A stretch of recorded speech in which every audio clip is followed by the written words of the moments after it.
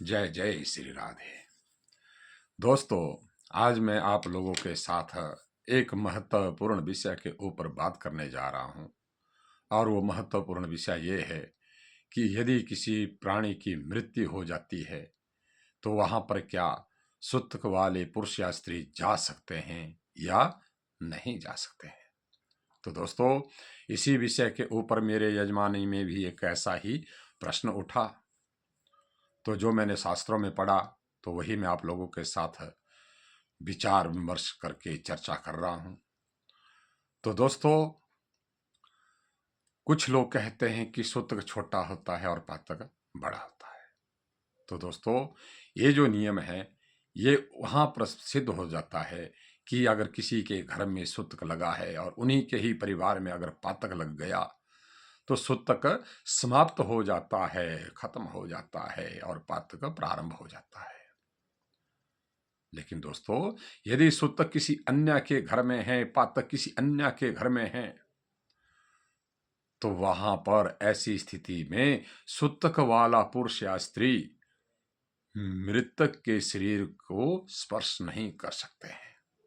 दोस्तों, ये मैं अपनी मर्जी से नहीं बोल रहा हूं, ये मैंने शास्त्र में पढ़ा है। हमारे पद्म पुराण में क्या कहते हैं? अशौचे सुत के वापी स्पृशेत मृतकम नरः तस्य अशौचम द्विगुणितम भवेत सुतकवद ध्रुवम।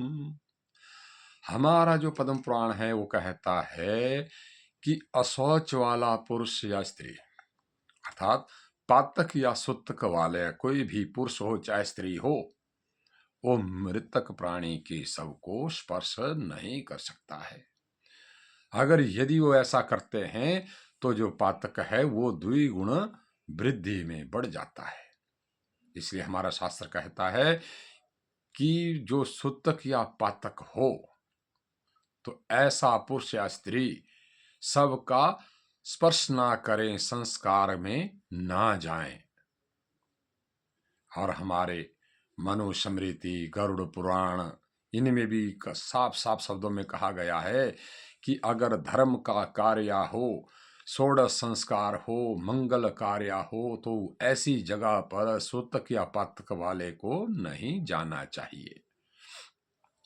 तो दोस्तों, ये जो दाह संस्कार है ये धर्म का कार्य है और संस्कारों में अंतिम षोडश संस्कार है, 16वां संस्कार है, अंतिम संस्कार कहा गया है।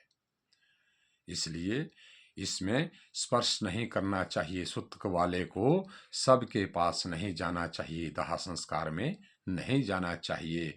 लेकिन अगर विपत्ति काल हो, अगर कोई भी दाह संस्कार करने वाला ना हो, तभी सूतक पातक वाले वहां पर जा सकते हैं। यदि एक ही घर में सूतक पातक हो तो वहां पर सूतक समाप्त हो जाता है, पातक प्रारंभ हो जाता है। यदि अलग घर में हो तो ऐसा प्राणी सबका स्पर्श नहीं कर सकता है, दाह संस्कार नहीं कर सकता है। दोस्तों, जो मैंने पढ़ा वो चर्चा मैंने आप लोगों से बता दी। अगर फिर भी कोई त्रुटि हो तो क्षमा करना, बाकी विद्वान लोग निर्णय करें। पर जो मैंने पढ़ा वो मैंने आप लोगों के साथ विचार विमर्श कर दिया। और यदि आपके मन में कोई प्रश्न हो फिर भी आप कमेंट बॉक्स में आकर के कमेंट डालें, मैं आपका उसका उत्तर देने के लिए तैयार रहूँगा। कोशिश करूँगा कि आपको सही सही जवाब दिया जाए। जय जय श्री राधे।